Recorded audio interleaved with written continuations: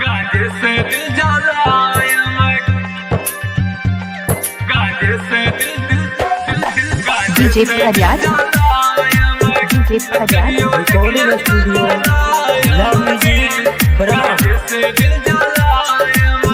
निको ना लागो तोहर चायल गे निको ना लागो तोहर चायल गे निको ना लागो तोहर चायल गे दूसरे पे मन कर लो भायल गे कहियो देखिए पगलायम गे गांजे से दिल जलायम गे कहियो देखिए पगलायम गे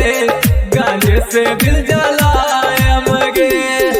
डीजे फरियाद गांजे डीजे से दिल फरियाद जलायम गांजे से दिल गांजे से दिल जलायम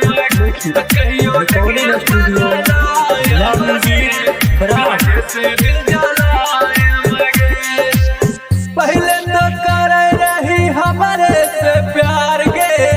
अब किया भे गेले तो धोखेबाज गे पहले तो कर रही हमारे से प्यार गे अब किया भे गेले तो धोखेबाज गे दिला पछुरी हम चलायम गे दिला पछुरी हम चलायम गे कहियो देखिए पगलायम गे गांजे से दिल जलायम गे कहियो देखिए पगलायम गे गांजे से दिल जलायम गे डीजे फरियाद गांजे डीजे से दिल फरियाद जलायम गांजे से दिल गांजे से दिल जलायम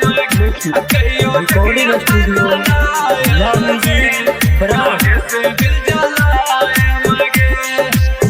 राम नारायण तोरा दे तो सराप गे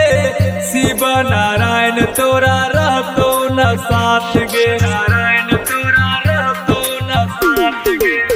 राम नारायण तोरा दे तो सराप गे शिव नारायण तोरा रहतो न साथ गे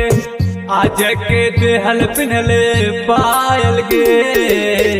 आज के देहल पिन्हले पायल गे कहियो देखिए पगलायम गे गांजे से दिल जलायम गे कहियो देखिए पगलायम गे गांजे से दिल जलायम गे रिकॉर्डिंग स्टूडियो ला म्यूजिक